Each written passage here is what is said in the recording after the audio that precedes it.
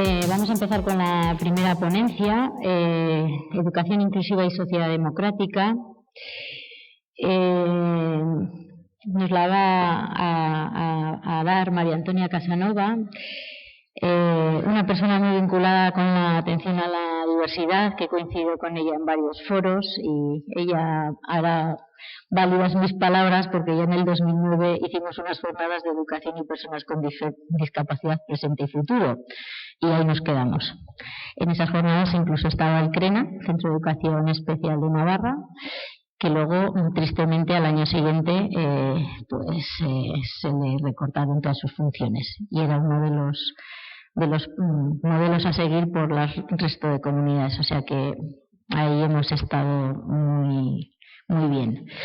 Por lo tanto, bueno, deciros que María Antonia Casanova ha sido inspectora de educación desde el año 80, ha desempeñado su carrera profesional en un puesto de subdirectora como subdirectora general de Educación Especial y Atención a la Diversidad en el Ministerio de Educación desde el 96 al 99, fue también directora general de Promoción Educativa en la Comunidad de Madrid hasta el 2007 y también representante de España en la Agencia Europea de Educación Especial del 96 al 2001.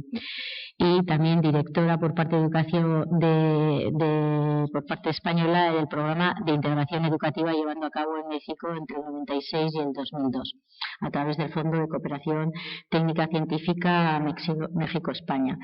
En este momento colabora con la Universidad Camilo José Cela y aparte de eso ha escrito muchísimos libros, entre ellos y los más recientes, pues uno que acaba de salir casi hace poquito, que lo presentaron, el de Pedagogía y Didáctica en la Lingüística Española en los siglos XVI y XVII, Educación Inclusiva, un modelo de futuro en el 2011, la evaluación de competencias básicas en el 2012, bueno, tiene una amplia trayectoria.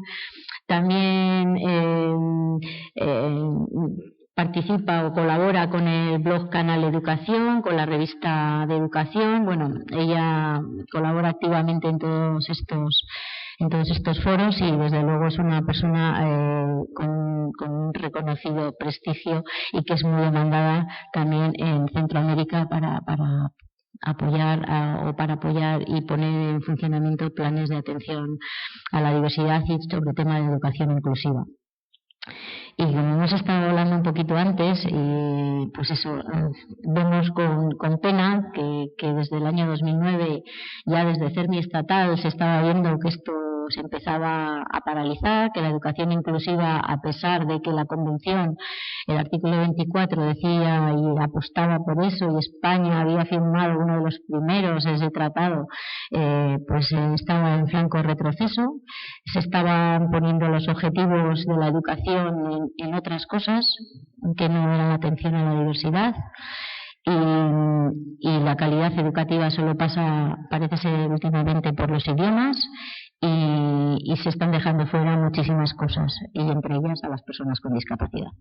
Por lo tanto, creemos que es un momento, también es un momento de cambio, de evaluación de cómo se están haciendo las cosas en Navarra, y creemos que es un momento oportuno pues para poner el debate otra vez encima de la mesa y ver cómo los colegios, las escuelas pueden hacer otras cosas, y nosotros lo que queremos es buscar cómplices hoy.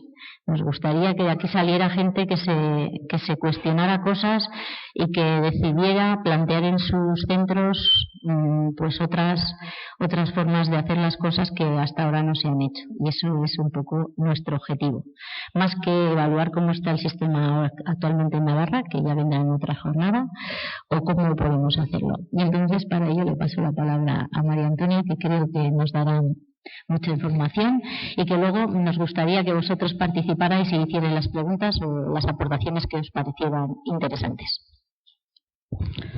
Buenas tardes, muchas gracias Mariluz, y no solo por la presentación, sino por haberme invitado para poder estar esta tarde con vosotros, aunque sea poco rato, pero bueno, aunque sea de ida y vuelta, un viaje rápido y poquito rato de poder intercambiar, pero bueno, en principio a mí me alegra mucho haber escuchado las palabras del director general y también de la presidenta del CERMI de Navarra, Mariluz, porque creo que estamos en absoluta sintonía con lo que yo voy a plantear. Es decir, creo que incluso algunas de las cosas que traigo previstas ya las han dicho ellos, con lo cual yo confirmo algo que pienso siempre y que lo suelo decir, y es que creo que teóricamente estamos prácticamente todos de acuerdo en que la educación inclusiva es un modelo válido, es el mejor modelo para todos, cuando se hace bien y cuando hace que la calidad de la educación suba y se optimice para toda la población escolar, y que nos falta dar el paso a la práctica. Es decir, nos falta que eso se traduzca en las aulas con un modelo educativo que realmente responda a la teoría que estamos defendiendo. A mí me parece casi, os diría que de sentido común, que en una sociedad democrática el único modelo válido de educación es el de educación inclusiva.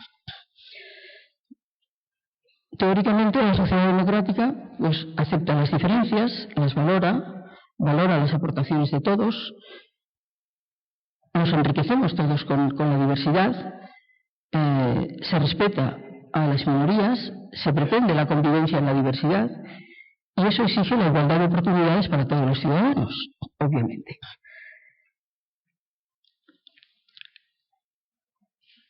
En función del modelo educativo que yo seleccione o que yo ponga en práctica, así voy a tener un modelo de sociedad u otro.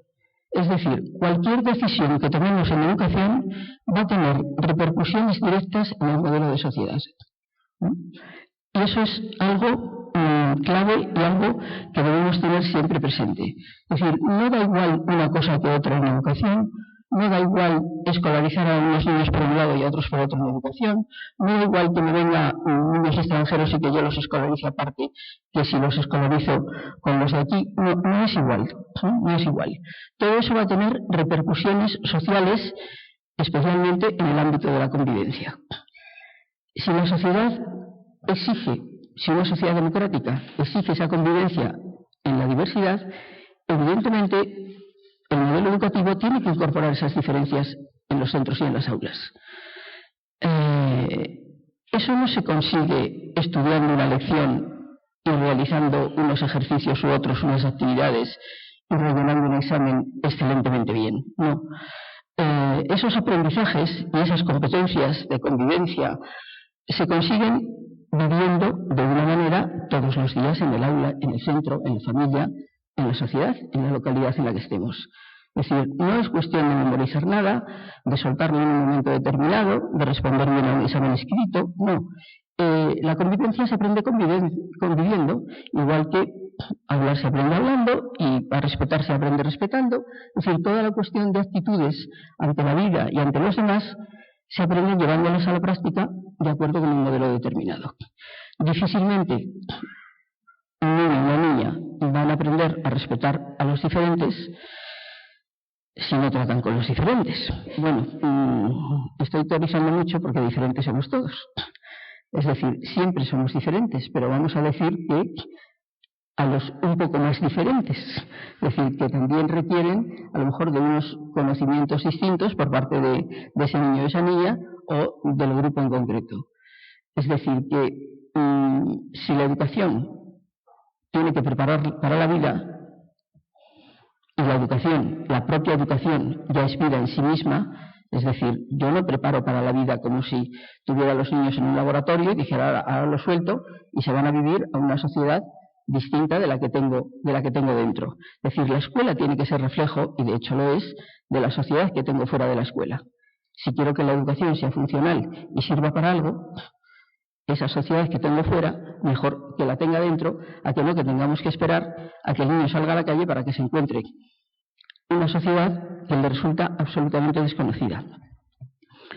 Si me permitís el paréntesis o la anécdota, pues yo pienso que algunos niños de algún colegio de alguna zona determinada de Madrid, yo muchas veces les digo a mis alumnos en la universidad, esos niños, el día que se les ocurra por casualidad ir a la Puerta del Sol y subir al metro se van a llevar un susto, que es que no van a saber en qué país viven, porque es que en su vida han visto ni un inmigrante ni nada. O sea, están en una burbuja, o sea, los están educando en una burbuja que no tiene nada que ver con la realidad que estamos viviendo, yo diría que en todas las ciudades del mundo, no en Madrid o no en Pamplona, no en todas las ciudades del mundo. Entonces, realmente las familias que quieren que sus hijos se eduquen como separados de toda la realidad, pues yo no sé si están eligiendo bien, ni si esos colegios son tan buenos como dicen que son a la hora de educar. Pero en fin, por lo tanto, la vida actual, ahí tenéis, bueno, pues 4 líneas, requiere efectivamente la convivencia entre personas diferentes, manejo de tecnologías de la información, por supuesto que idiomas también, acceso a la información y al conocimiento. Hay una movilidad enorme justamente por esta facilidad de comunicación y de conocimiento de otras sociedades. Nos movemos y nos trasladamos. Algo que ha dicho Mariluz, y es que la educación tiene que mantenerse a lo largo de la vida, para todas las personas, para todas. Si estamos hablando de sociedad inclusiva y de educación inclusiva, todas las personas deben tener acceso a la educación a lo largo de toda la vida, precisamente por esas características sociales que estamos comentando, porque el enorme conocimiento que se genera en nuestra sociedad, los enormes cambios que se dan a través de las tecnologías, exigen una formación permanente y continua. Si no, nos quedamos, es decir, en un año nos hemos quedado ya absolutamente al margen de lo que está pasando en el mundo. La última línea que les pongo ahí es la capacidad de decisión ante las incertidumbres. Ya nos lo decía Edgar Morin ya hace años en su obra en Los 7 saberes necesarios para la educación del futuro, que navegamos en un océano de incertidumbres apoyados en archipiélagos de certezas. Es decir, el mundo ha cambiado y lo que debemos enseñar y lo que las personas deben aprender en la escuela es a tomar decisiones ante situaciones cambiantes, inciertas, ¿no?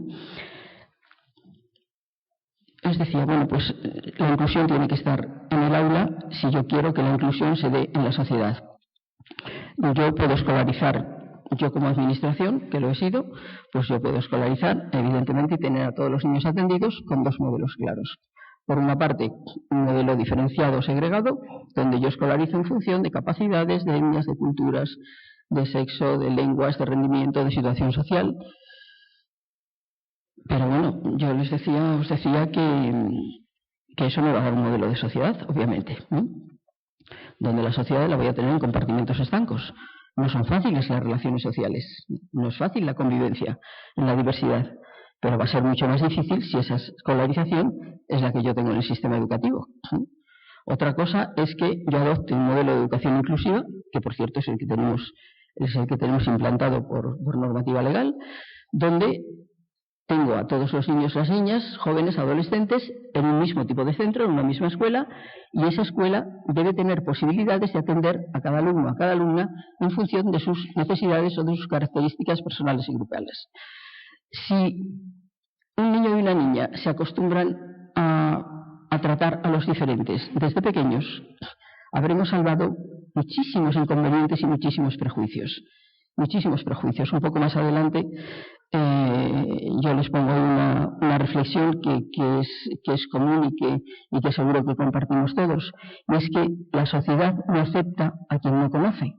Es decir, lo que no conoce, lo que nos resulta desconocido, nos crea unos prejuicios impresionantes a la hora de admitirlo. Entonces, lo primero que tenemos que procurar es conocer a las personas diferentes para no levantar más barreras de las que ya tienen algunas personas por las dificultades que les genera su posible discapacidad. Es decir, lo que tenemos que hacer es salvar eso, y eso se salva mucho mejor, se salva, yo les diría que totalmente, en un modelo de educación inclusiva. Los niños no tienen prejuicios entre ellos, los niños no, es decir, creo que los prejuicios los tenemos las personas adultas. Es decir, llega un niño, me da igual que sea marroquí, que sea ecuatoriano, que sea una niña ciega, llega a un aula a los 6 años y se hace amiga de todos y todos juegan juntos y allí no pasa nada. Allí no pasa nada si los maestros de ese centro y si la familia de esos niños apoyan esa filosofía de vida. En el momento en que la mamá, el papá, le dice, y llega el niño a casa y dice, pues tengo un amiguito nuevo, sí. ¿Y cómo se llama? Y le dice Mohamed, y le dicen, ¿qué? A ver cómo se llama ese niño. Ya el niño, cuando llega a la clase al día siguiente, ya dice, a ver, ¿quién es este? A ver qué le pasa, porque en mi casa me han dicho que a ver con quién, a ver qué amigos tengo. Es decir, los prejuicios los tenemos los adultos, y hay que cuidar muchísimo esas actitudes para que los niños, les diría que naturalmente no los van a tener. ¿Quiénes son los alumnos diferentes que tenemos en las escuelas?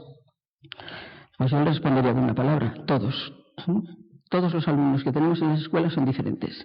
Eso de que tenemos grupos homogéneos, porque todos los niños tienen 9 años, es una falsedad por principio. Es decir, todos tendrán 9 años, pero todos son diferentes. Punto. ¿Lo reconozcamos o no? Me da igual. Son todos diferentes. Puestos a poner etiquetas, pues cada uno de nosotros va a llevar unas cuantas. Es decir, mejor que no pongamos etiquetas, porque desde luego, en esta primera imagen que tienen ustedes ahí, todos llevamos esas 5 etiquetas, las llevamos todos.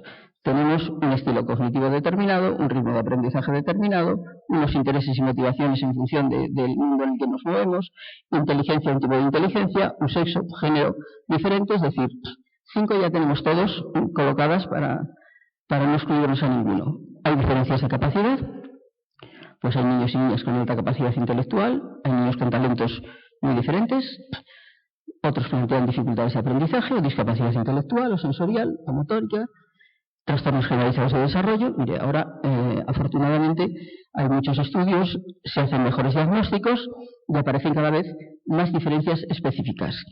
Por razones sociales que no tienen nada que ver con la persona como individuo, pues si yo pertenezco a una familia en itinerancia, por ejemplo en España el programa de circos sigue funcionando, pues porque están permanentemente yendo de un lado para otro, o migrantes en otros países, personas que viven en entornos rurales o en entornos más aislados, que pertenecen a minorías étnicas o culturales, que están desarrollándose en entornos sociales desfavorecidos o en entornos familiares desestructurados, cada vez más, pues eso marca también diferencias.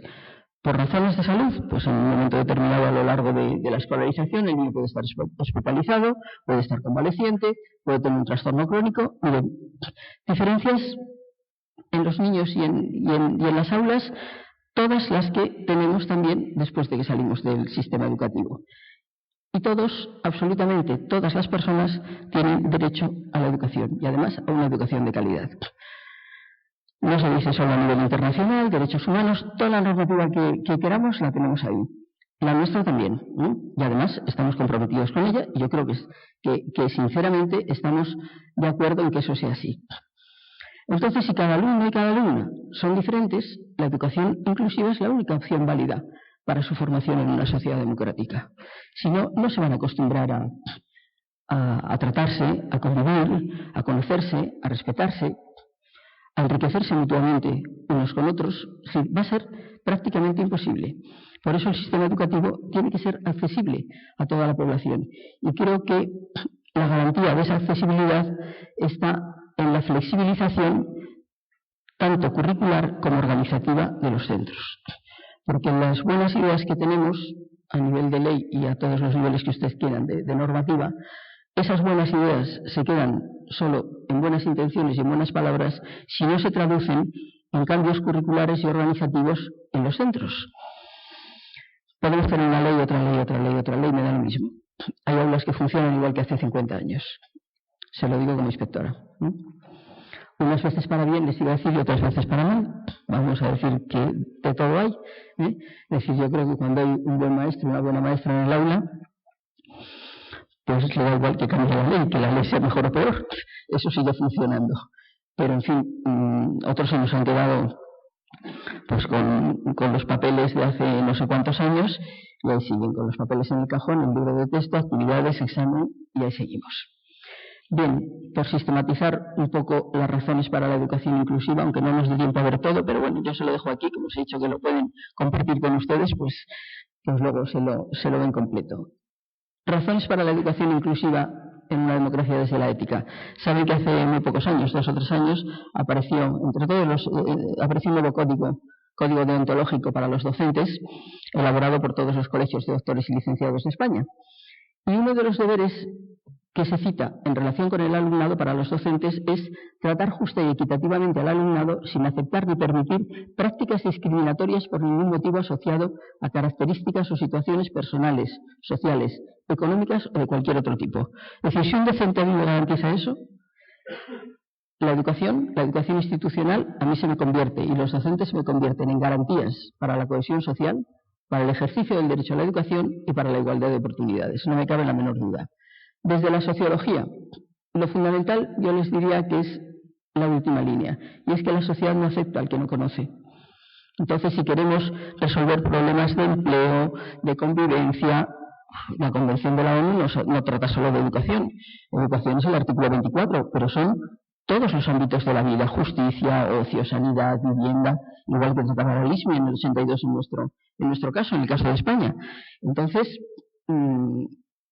si eso tiene que pasar, lo mejor es que en la escuela estén todos juntos, realmente un niño con discapacidad nace en una familia, está con sus hermanos, con sus amigos, y no nos extraña nada, por lo visto, que cuando llega la hora de escolarizarlo, a ese niño lo mandamos a otro sitio. Pues mire, no. Es decir, lo que nos dice la Convención de la ONU es que no tiene que haber centros de educación especial. Nosotros en el 85 empezamos con el programa de integración, y yo creo que no ha ido mal. Yo creo que no ha ido mal hasta el 2007, voy a ponerle fecha, hasta el 2007, donde efectivamente los centros de educación especial que había casi con 500 niños, pues estaban con 40 y tantos niños, y todos se han ido incorporando a la educación ordinaria.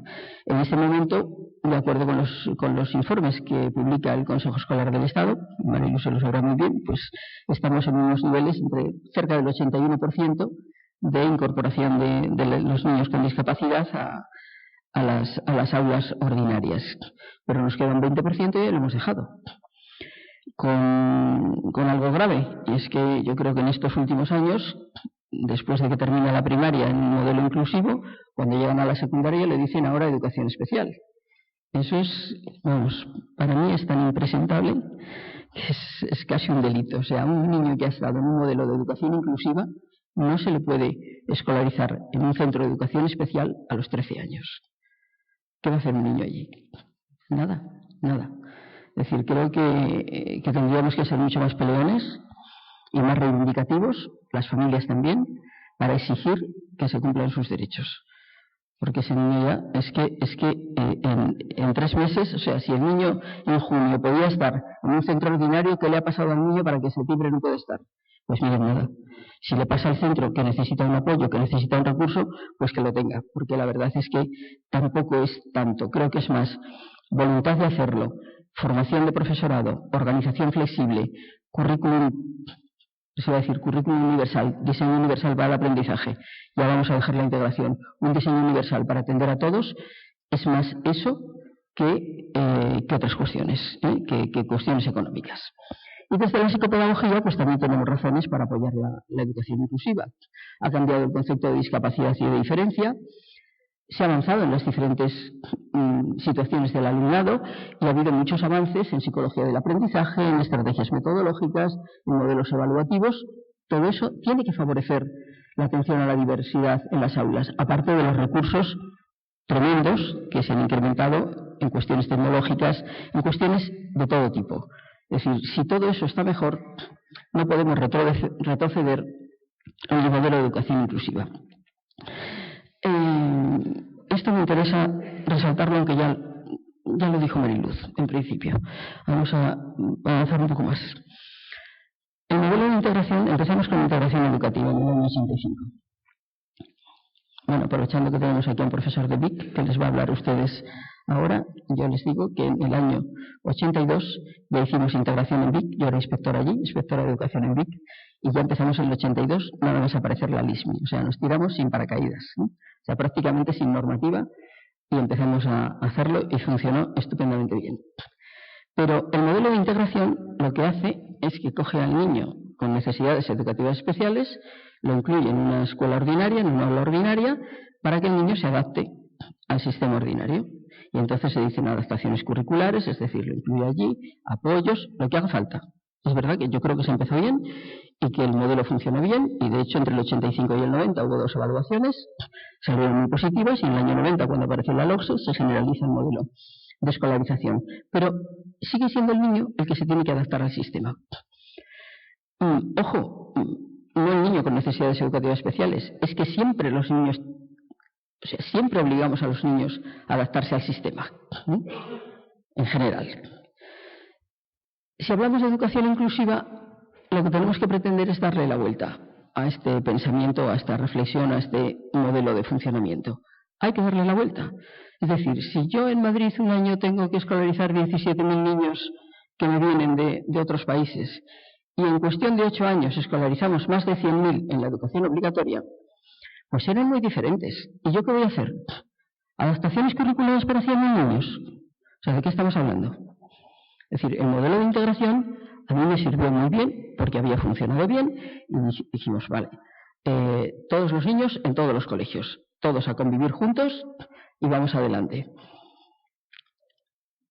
Pero lo que tenemos que hacer no es que cada niño con sus diferencias hacerle una adaptación para que se adapte al sistema. Es decir, vamos a dar la vuelta y vamos a flexibilizar el sistema para que sea el sistema accesible para todos y ofrezca a cada escuela oportunidades diferentes, respuestas diferentes en función de las características de los alumnos, partiendo de la base de que todos los alumnos son diferentes. Entonces yo no voy a hacer una adaptación para cada niño, porque aprenda más deprisa, porque aprenda más despacio, porque tenga un talento, porque tenga otro, porque tenga alta capacidad intelectual. Los voy a atender, pero desde el sistema, y tiene que ser el sistema el que oferte esas diferentes opciones. Y eso me parece que es fundamental, y eso es en lo que me parece que avanzamos menos. Aquí me voy a parar poco porque esto ya se lo saben ustedes. Es decir, ustedes saben que la Convención de la ONU en el artículo 2 establece 2 principios para todos los ámbitos de la vida de las personas con discapacidad, que es el diseño universal y los ajustes razonables. Si yo paso a educación, hablaré de diseño universal para el aprendizaje, de ajustes razonables, por supuesto, y algo de lo que sí quisiera, 5 minutillos, ¿no? Más o menos de la evaluación, que también se ha citado, de los procesos educativos en los centros docentes. Un diseño universal para el aprendizaje lo que pretende es que el currículum resulte accesible para el mayor número de personas y que no sea discapacitante por rígido, por inflexible, para conseguir el aprendizaje, es decir, la adquisición de competencias de toda la población que estamos educando. Es decir, el diseño universal lo que pretende es que este modelo sea flexible. Porque esto que tienen ustedes aquí yo creo que ya se ha acabado. Si ven los dibujos me basta, yo les leo el texto. Esto es de Tonucci, ya reconocen ustedes los dibujos de Frato. Dice, Luis es demasiado vigoracho, Ana es desordenada, Pedro es abúlico, Alex es disminuido, Carlos tiene carácter, Luisa es demasiado tímida, Claudia es maleducada. Dice, solo Javier es normal, firmado la maestra. Esto se ha acabado, ¿no? Es decir, yo digo que es normal, que es como yo. Si ven ustedes la imagen, si la ven bien, es decir, Javier y la maestra son idénticos, solo que uno por la derecha y otro por la izquierda. Es decir, están mirando, es un reflejo, son idénticos. Es la misma figura y solo es normal el que es como yo. Pues miren, yo les aseguro que en algunos centros de Madrid casi que no hay normales, ¿eh? Se lo aseguro. Casi que no tenemos ninguno normal. En determinados barrios, por circunstancias sociales, porque las casas son más baratas, y además es el centro de Madrid, ojo, no es que me voy a ningún extrarradio. Aquí no funcionamos como en otras ciudades europeas que los tienen por ahí en barrios a todos juntos, no. Aquí estamos todos bien, les voy a decir que juntos y revueltos, cosa que me parece estupenda, pero el hecho es que por circunstancias económicas, pues las casas del centro de Madrid, les digo alrededor de toda la Plaza Mayor, Lavapiés, todo aquello, pues al ser las casas más económicas, más viejas, han venido inmigrantes y han vivido allí. Entonces el Colegio de la Paloma, un clásico de Madrid de siempre, pues puede tener un 95% de población inmigrante, con lo cual como que casi no nos quedan normales, ¿sí? Ya se lo aseguro yo. Es decir, este modelo no me vale, este modelo es un modelo muy rígido. Frato esto lo utiliza, como ven ustedes ahí abajo, para la evaluación, porque también evaluamos así desgraciadamente, ¿no? Es decir, es normal y tiene mejor calificación el que más se ajusta a lo que yo pienso que debe ser. Pero claro, miren, lo que yo pienso en esta sociedad en que tenemos, pues lo que yo pienso vale relativamente. El diseño universal para el aprendizaje nos habla de 3 principios que los tienen ustedes ahí, de lo que se trataría es de que en un aula, con todos los niños diferentes, un maestro o una maestra tiene que esforzarse en que los medios de representación sean variados, en dejar que los niños se expresen también de formas variadas y en intentar comprometerlos y motivarlos en su aprendizaje también con múltiples